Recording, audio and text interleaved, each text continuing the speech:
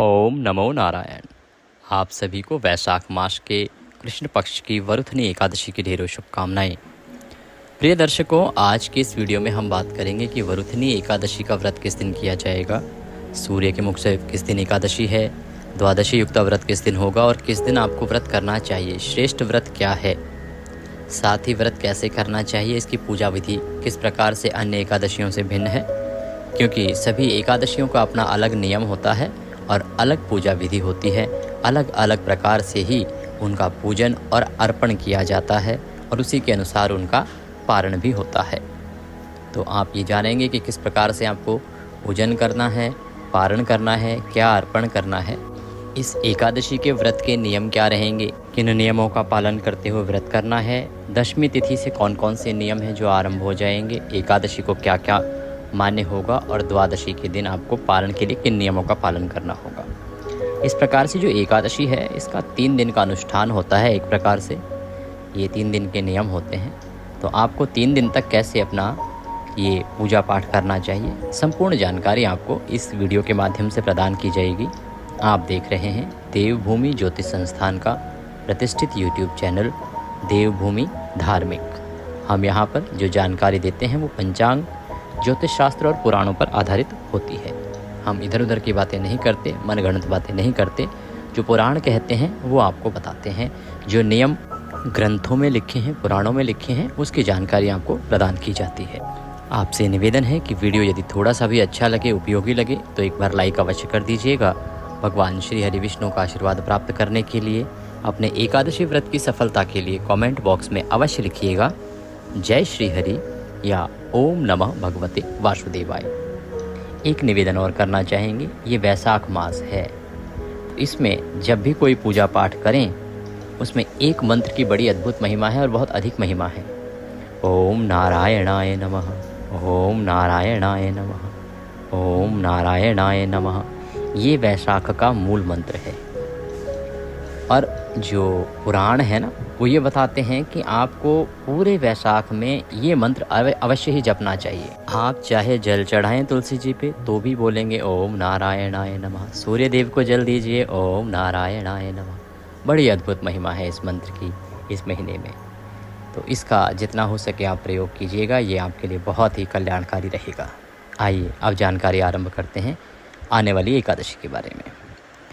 प्रिय दर्शकों, जैसा कि आप जानते हैं कि वैशाख का जो महीना है वह बहुत ही अद्भुत महीना है और इसमें आने वाली जितनी भी तिथियां हैं उनमें सर्वोपरि होती है पूर्णिमा और एकादशी। एकादशी का व्रत श्रेष्ठतम व्रतों में एक है।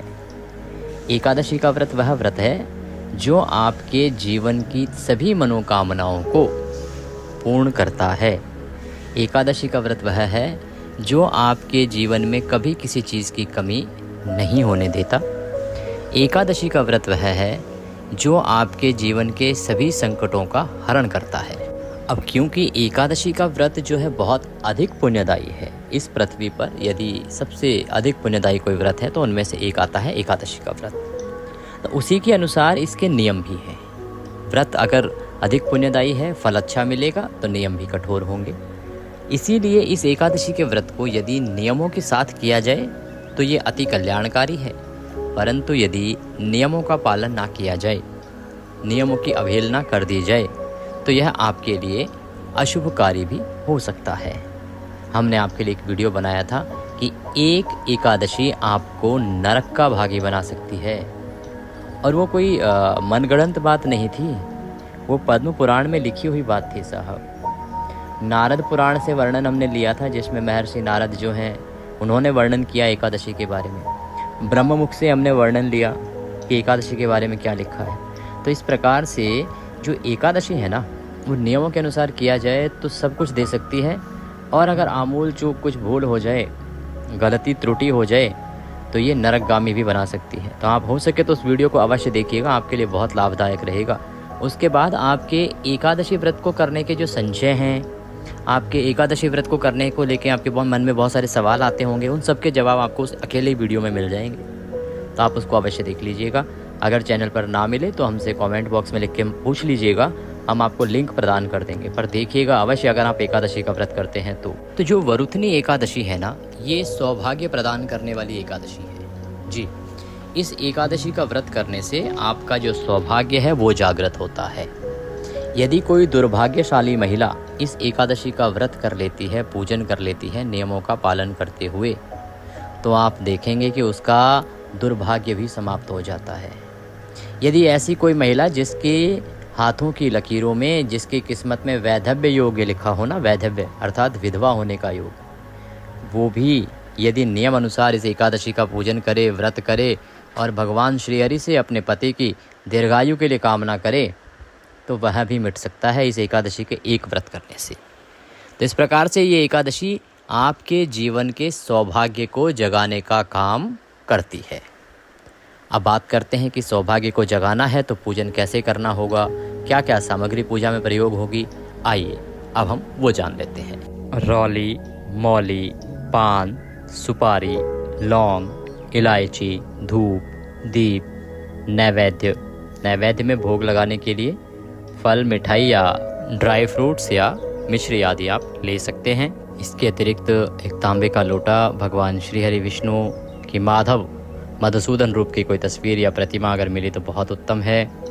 रखने के लिए, स्थापित करने के लिए चौकी, पीला वस्त्र, सुगंध के लिए इत्र और जनेऊ, ये सामग्री है जो आपको लेनी चाहिए। इस एकादशी पर मेहंदी आपको अवश्य अर्पित करनी चाहिए। मेहंदी की महिमा अधिक है क्योंकि मेहंदी जो है सौभाग्य की प्रतीक मानी जाती है, सुहाग की प्रतीक मानी जाती है। तो वरुथनी एकादशी पर यदि आप मेहंदी का अर्पण करते हैं तो यह उत्तम फल प्रदान करती है। तो अखंड सौभाग्य के लिए, या किसी का वैधव्य योग भी है। अब देखिए, ये आज के समय में जान पाना तो बड़ा मुश्किल होता है, इसीलिए जो भी पूजन कर रहे हैं वो सभी मेहंदी भगवान को अवश्य ही अर्पित करें। मेहंदी कैसे अर्पित करेंगे? पुष्प पर लगाकर। हम आगे विधि बताएंगे आपको कि कैसे आपने मेहंदी अर्पित करनी है, कब अर्पित करनी है। तो मेहंदी आप अवश्य ही ले लीजिएगा। आइए अब हम आगे बढ़ते हैं और पूजन सामग्री के बाद पूजन आरंभ करते हैं। दशमी तिथि से नियमों की जानकारी करते हुए एकादशी को व्रत पूजन आरंभ करेंगे। तो देखिए, दशमी तिथि जो है ना, अर्थात व्रत के एक दिन पहले, तो वरुथनी एकादशी का जो व्रत करने वाले हैं उनको एक दिन पहले ही कुछ चीज़ों का त्याग कर देना चाहिए। और कौन सी चीज़ें हैं? नंबर 1, कांसे के बर्तन में भोजन करना। कांसे के बर्तन में भोजन नहीं करना चाहिए एक दिन पहले। मांस मदिरा तो छूनी भी नहीं चाहिए। मसूर की दाल, चने की दाल और चने का शाक, हरा शाक आता है ना, वो नहीं खाना चाहिए। कोदों का शाक, मधु अर्थात शहद और दूसरे का अन्न नहीं ग्रहण करना चाहिए। प्रयास करें कि 2 बार भोजन ना करें और स्त्री से प्रसंग अर्थात आप ब्रह्मचर्य का पालन आरंभ कर देंगे दशमी तिथि से ही, व्रत के एक दिन पहले ही। और जुआ आदि खेलना भी वर्जित है। व्रत वाले दिन आपको दिन में शयन नहीं करना चाहिए। दशमी तिथि और व्रत वाले दिन आपको पान नहीं खाना चाहिए। दातुन का प्रयोग भी वर्जित बताया गया है। और दूसरे की निंदा नहीं करनी चाहिए, चुगली नहीं करनी चाहिए। और जो पापी मनुष्य हैं उनसे तो बातचीत भी त्याग देनी चाहिए। उस दिन क्रोध, मिथ्या भाषण का त्याग करना चाहिए। व्रत वाले दिन व्रती को अन्न, तेल और नमक ये वर्जित बताए गए हैं, इनका प्रयोग बिल्कुल भी नहीं करना चाहिए। आपको फलाहार करना चाहिए, दूध और फल ले सकते हैं। आज के समय में कुट्टू, सावक, सिंगाड़े का प्रयोग किया जाता है, वो यदि आपके यहाँ खाते हैं तो आप खा सकते हैं। परंतु ये जो चीज़ें हैं, अन्न, तेल और नमक, इनका प्रयोग ना कीजिएगा। अब बात करते हैं कि हमें पूजन कैसे करना है और द्वादशी के क्या नियम रहेंगे, पारण के दिन के क्या नियम रहेंगे। पूजन के लिए आपको सूर्य उदय से पहले उठ जाना चाहिए। उठने के बाद स्नान आदि करके स्वच्छ वस्त्र धारण कीजिए। स्वच्छ वस्त्र धारण करके भगवान भास्कर को जल दीजिए। आपका जो पूजा स्थल है जहां आप पूजन करते हैं वहां पर भगवान की चौकी लगाइए, चौकी स्थापित कीजिए और पूजन करना आरंभ कीजिए। तो आसन लगा के आप बैठ जाएं। जो तांबे का एक लोटा है ना, उसमें पहले गंगा जल भरिए, फिर शुद्ध जल भर लीजिए और उसके बाद आसन लगा के बैठ जाइए सारी सामग्री रख के। सबसे पहले स्थान का और सामग्री का पवित्रीकरण होगा, शुद्धिकरण होगा और उसके बाद आप पूजन आरंभ करेंगे। पुष्प से अर्थात फूल से सामग्री और स्थान पर छींटे दीजिए। जो लोटे में जल भरा है ना आपने, उस जल से सभी सामग्री पर और स्थान पर छींटे दीजिए। ओम पवित्रो अपवित्रों सर्वांग वस्तांगतोपि वाम यः स्मरेत पुंडरीकाक्षं सवयंतरः शुचिः ओम। इस प्रकार से छींटे देके आपने स्थान को पवित्र किया है, शुद्ध किया है। भगवान की स्थापना करने के लिए चौकी लगाइए, चौकी पर पीला वस्त्र बिछाइए और उस पर भगवान को पुष्प अर्पित कीजिए इस भाव के साथ कि भगवान, ये हम आपको स्थान दे रहे हैं, आप यहाँ पर विराजमान हो और हमारी इस पूजा को ग्रहण करें। इस प्रकार से निवेदन करते हुए पुष्प अर्पित कीजिए और वहाँ पर भगवान की तस्वीर को स्थापित कर दीजिए। यही भाव आपको रखना है जब आपने स्थापना करनी है। अगर किसी के पास लकड़ी की चौकी आदि नहीं है तो कोई बात नहीं, आपका जो भी पूजा स्थल है या उपयुक्त स्थान है जहाँ पे आप भगवान को स्थापित कर सकते हैं, वहाँ पे इसी विधि से पुष्प रखिए और भगवान की स्थापना कीजिए। बात आती है कि अगर हमारे पास कोई स्थान नहीं है तो क्या पृथ्वी पर रखकर पूजन कर सकते हैं क्या? हाँ, आप पृथ्वी पर भी भगवान की तस्वीर को रख के स्थापित करके पूजन कर सकते हैं, कोई दोष नहीं होता है। इसके लिए उस स्थान का शुद्धिकरण करने के बाद वहाँ पर भी पुष्प रखिए आसन के रूप में और उस पर भगवान को स्थापित कर दीजिए। हाँ, अगर आपके पास एकदम कच्चा मकान है तो वहाँ भी आप पूजन कर सकते हैं। अच्छे से उस स्थान को लीप लीजिए जहाँ आपने भगवान की स्थापना करनी है और वहाँ पर भगवान को प्रेम पूर्वक भक्ति भाव से निवेदन करते हुए आसन दीजिए पुष्प के रूप में और उस पर भगवान की स्थापना कर दीजिए। उनके सीधे हाथ की ओर घी का दीपक रखिए, घी के दिए की स्थापना करेंगे। दीपक को भी आपने स्थान अवश्य देना है, आसन अवश्य देना है, तो पुष्प रखिएगा और उसके ऊपर दीपक स्थापित कीजिएगा। दीपक स्थापित करके धूप स्थापित कीजिए और अब हम पूजन करेंगे। अपने सीधे हाथ पर जल लीजिए और अपने हाथ धो लीजिए। हस्तो प्रक्षालनम। हाथ धोने के बाद सबसे पहले आपने व्रत का संकल्प करना है, दीप प्रज्वलित करना है। तो जो घी का दिया है उसको जला लीजिए, धूप जला दीजिए और व्रत पूजन करने का संकल्प कीजिए। संकल्प करने के लिए अपने सीधे हाथ पर 1 रुपये का सिक्का कम से कम दक्षिणा के रूप में रखिए, जल लीजिए और 3 बार बोलिए ओम श्री विष्णु, ओम श्री विष्णु, ओम श्री विष्णु। अपना नाम, गोत्र, जिस स्थान पर बैठकर संकल्प कर रहे हैं वहाँ का मकान नंबर, क्षेत्र का नाम, शहर का नाम। वैशाख मासे कृष्ण पक्षे एकादश्यायाम वरुथनी एकादश्यायाम पुण्यतिथियो आयु आरोग्यता प्राप्त्यार्थाय, सुख सौभाग्य प्राप्त्यार्थाय, सुख संपत्ति प्राप्त्यार्थाय एकादशी व्रत भगवान श्री हरि व्रत पूजन संकल्पम संकरिष्ये। बोली सौ श्री विष्णु शरणौ शरणम प्रपद्ये और वह संकल्प भगवान के चरणों में अर्पित कर दीजिए। संकल्प करने के बाद अब भगवान का पूजन आरंभ करेंगे। पूजन आरंभ करने के लिए भगवान के सामने एक पात्र, एक कटोरी रखिए, उसमें हम पूजा की सामग्री अर्पित करेंगे। हाथ जोड़ के भगवान का आवाहन कीजिए, भगवान से निवेदन कीजिए कि हे परमेश्वर, हे माधव, हे मुरलीधर, हे भगवान श्री हरि, हे नारायण, हम आपकी स्तुति करते हैं, आपका पूजन करते हैं। आप यहाँ आए, विराजमान हो और हमारे इस पूजन को ग्रहण करें। इस प्रकार भगवान से निवेदन कीजिए। भाव रखिए कि भगवान आपके सामने आके विराजमान हुए हैं और आप भक्ति भाव के साथ भगवान को पद्य अर्घ आचमनी अर्पित कराएंगे।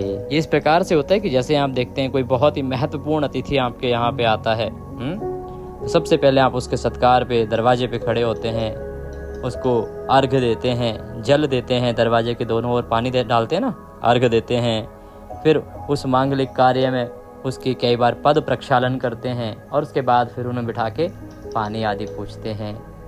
ठीक उसी प्रकार से पूजन होता है।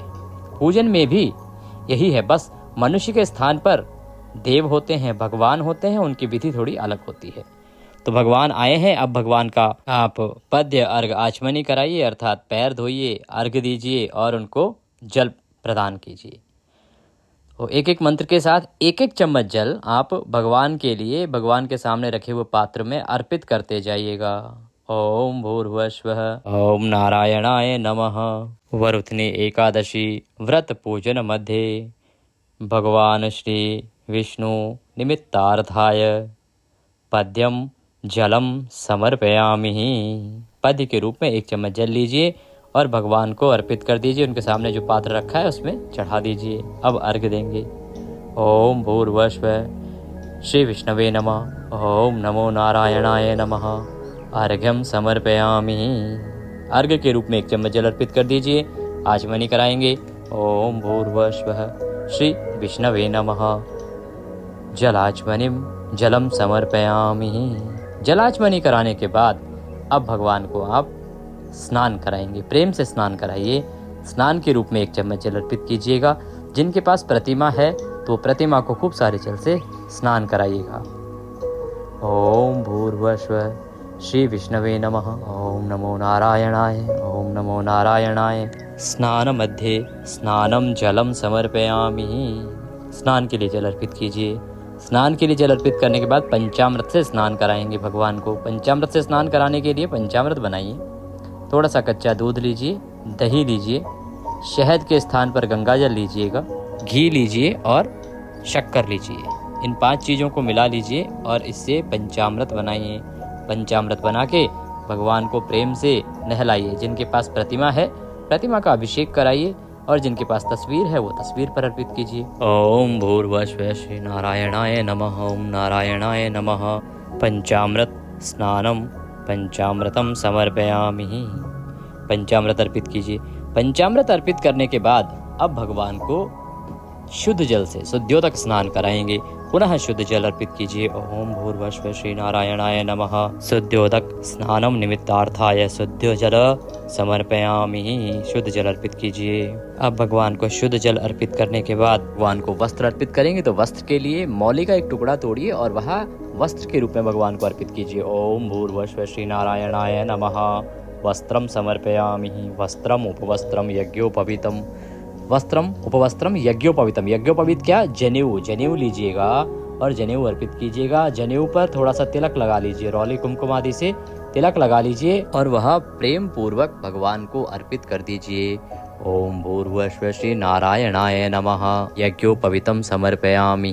यज्ञोपवीत अर्पित कीजिए। यज्ञोपवीत के बाद भगवान को तिलक लगाएंगे। चंदनम महत्पुण्यम पवित्रम पापनाशनम तिलकम तिलकांते अक्षतम पान्तु। तिलक लगाइए भगवान को।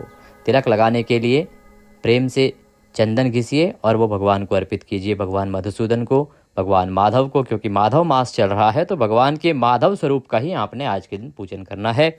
ओम भूर्भुवस्वः श्री माधवाय नमः। ओम नारायणाय नमो नमः। श्री माधव निमित्तार्थाय तिलकम समर्पयामि।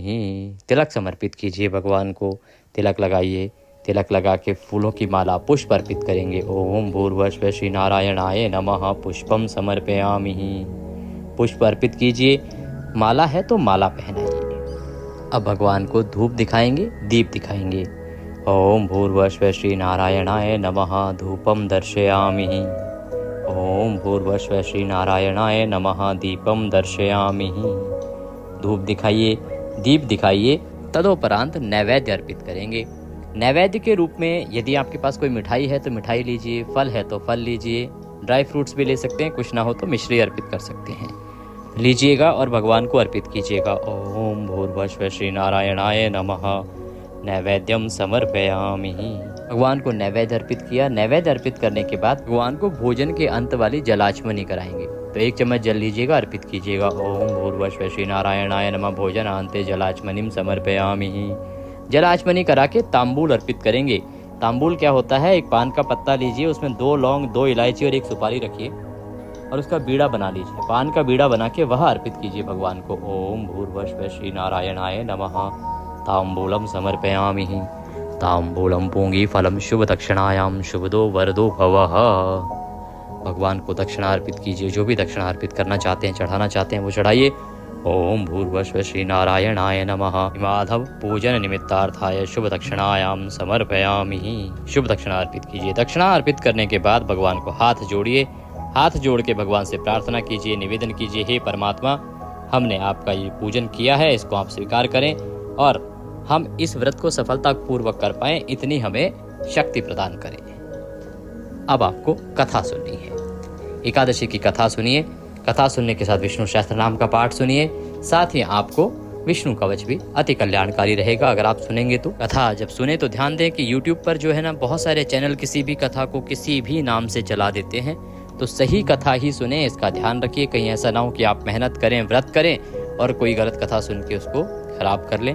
तो ध्यान दीजिए कि जो भी चैनल है वो अच्छा चैनल हो, एक ऑथेंटिक चैनल हो जिसके पास सही जानकारियाँ आपको मिलती हों। अगर आप हमारे चैनल पर नए हैं तो चैनल को सब्सक्राइब कर लीजिएगा, क्योंकि इससे लाभ ये होगा कि आपको सही जानकारियाँ और सही कथाएं समय से प्राप्त होती रहेंगी। ये एक ज्योतिष संस्थान का चैनल है। यहाँ पर हम जो कथाएं हैं वो वही कथाएं सुनाते हैं जो किसी भी व्रत में सुननी चाहिए।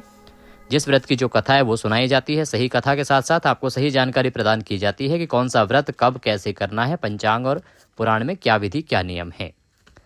तो आप चैनल को सब्सक्राइब कीजिए। सब्सक्राइब करने के साथ जो बेल आइकन का निशान आता है ना, बेल का बना हुआ एक निशान आएगा घंटे का, उसको अवश्य दबाइएगा, तभी आपको हमारे सारे वीडियोस प्राप्त होंगे। अन्यथा वीडियो मिलते नहीं हैं और आपसे जानकारी छूटती जाती है।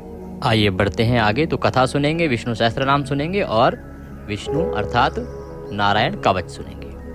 पाठ करने के बाद, सुनने के बाद आरती कीजिए भगवान की और नियमों के अनुसार दिन को व्यतीत कीजिएगा। नियम हमने आपको आरंभ में बताए थे। ब्रह्मचर्य का पालन करते हुए दिन को व्यतीत कीजिए। हो सके तो सायंकाल को कीर्तन कीजिएगा। रात्रि काल को यदि संभव हो तो जागरण कीजिएगा। पृथ्वी पर शयन कीजिएगा और पारण वाले दिन आपको सूर्योदय से पहले अवश्य ही उठ जाना चाहिए और उसके बाद आपको व्रत का पारण करना चाहिए, जो भी शुभ समय और मुहूर्त हो। पारण के ना कुछ नियम होते हैं, उनमें 3 मूलभूत सिद्धांत हैं जिसका कि आपको अवश्य रूप से पालन करना चाहिए, उसको आप छोड़ नहीं सकते।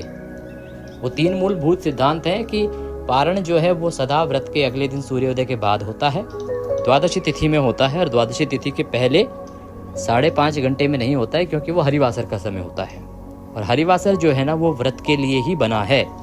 तो उस समय में व्रती का व्रत करना आवश्यक है। तो इसीलिए हम कई बार कहते हैं आपको कि सुबह सुबह पारण मत करना, अन्यथा व्रत खंडित हो जाएगा, क्योंकि उस दिन द्वादशी देर से आई होती है, सुबह सुबह हरिवासर का समय चल रहा होता है। अब यदि ऐसे में आप पारण कर लेंगे तो व्रत खंडित हो जाता है। तो आप शुभ मुहूर्त का ध्यान रखें या ना रखें, लेकिन इस बात का ध्यान आपको अवश्य रखना चाहिए कि पारण जो आप करें वो नियमों के अनुसार करें। इसीलिए हम प्रत्येक एकादशी का पारण आपको कैसे करना है, इसकी विधि क्या है, नियम क्या है, इसकी जानकारी प्रत्येक एकादशी पर आपको प्रदान करते हैं, वीडियो बनाते हैं, अपलोड करते हैं। तो आप उसको अवश्य ही देख लीजिएगा और वहाँ से पूरी जानकारी लीजिएगा। अभी बात करते हैं कि व्रत आपने करना कब है, व्रत के साथ साथ पारण आपने करना कब है। भद्रा के बारे में क्या है, इस दिन भद्रा है या नहीं है, अगर है तो कब से कब तक रहेगी और क्या उसका उपाय है, कैसे आपको बचना चाहिए। कि माधव मास चल रहा है, वैशाख मास चल रहा है, इसमें एकादशी के व्रत के पारण के दिन आपको दान अवश्य करना चाहिए। स्नान आदि करने के बाद पूजन करेंगे, पूजन में पुष्पांजलि करेंगे जो कि अनिवार्य प्रक्रिया है, और उसके बाद आप भगवान को भोग लगा के दान अवश्य रूप से करेंगे। बिना दान के आपका व्रत फलित नहीं होता है। दान आप कुछ भी कीजिए, आप अन्न दान कीजिए, वस्त्र दान कीजिए, रुपया दान दीजिए, रुपये के साथ वस्तु दान करें, बहुत उत्तम रहेगा। तो ये ध्यान रखिएगा कि आप दान अवश्य करें। दान ऐसे कर सकते हैं कि भाई किसी ब्राह्मण को या किसी मंदिर में आप दूध का पैकेट और साथ में फ्रूट और कुछ दक्षिणा रख के दे दीजिए, या किसी ब्राह्मणी को घर पे बुलाइए, भोजन कराइए, वो तो सर्वोत्तम है ही है, और फिर दान दक्षिणा आदि देके विदा कीजिए। या आप बिस्किट आदि ले लीजिए, रस्क बिस्किट लीजिए, दक्षिणा रखिए और वह ब्राह्मण को दान दे दीजिए। इस प्रकार से दान कीजिए, लेकिन आपने पारण पे दान अवश्य करना है। देखिए, पंचांग के अनुसार जो वैशाख मास के कृष्ण पक्ष की वरुथनी एकादशी तिथि है वो आरंभ हो रही है शाम को 23 अप्रैल की शाम को 4:43 पर 23 अप्रैल को ये आरंभ हो जाएगी और 24 अप्रैल को ये समाप्त होगी दोपहर को 2:32 पर। ऐसे में सूर्य के मुख से 2 अप्रैल को एकादशी रहेगी और 2:32 पर समाप्त हो रही है, तो द्वादशी तिथि भी लगी जाएगी। तो ये व्रत जो है सूर्य के मुख से एकादशी का भी हो गया और द्वादशी आ रही है तो द्वादशी युक्ता भी हो गया। तो आपको व्रत करना है 24 अप्रैल को। ये उत्तम व्रत भी है, द्वादशी युक्ता व्रत भी है और श्रेष्ठ दिन भी है। 24 अप्रैल को व्रत कीजिए, 25 अप्रैल को आप पारण कीजिएगा। ब्रह्म मुहूर्त रहेगा सुबह 4:19 से और 5:03 तक। प्रातः की संध्या अर्थात सुबह की जो आरती का और वंदन का समय है वो है 4:41 से और 5:47 तक। इस दिन अभिजीत मुहूर्त भी रहेगा, वो रहेगा 11:43 से और 12:46 तक। इसके अलावा भगवान के पूजन के लिए सुबह का समय उत्तम है, आप 12 बजे तक पूजन कर सकते हैं। बात करते हैं भद्रा की। तो देखिए, भद्रा की बात कही जा रही होगी, लेकिन पंचांग में कहीं कोई भद्रा लगी ही नहीं है। आप छोड़िए कि पृथ्वी की है कि स्वर्ग की है, कहाँ की है। भद्रा कहीं की भी नहीं है, तो कोई भद्रा के नाम पर डरा है तो डरिएगा नहीं। इस एकादशी पर कोई भद्रा नहीं है और आप प्रेम पूर्वक व्रत कीजिए, पूजन कीजिएगा। जानकारी थोड़ी भी अच्छी लगी हो तो कृपया एक बार लाइक अवश्य कर दीजिएगा। कमेंट बॉक्स में अवश्य लिखिएगा ओम नारायणाय नमः।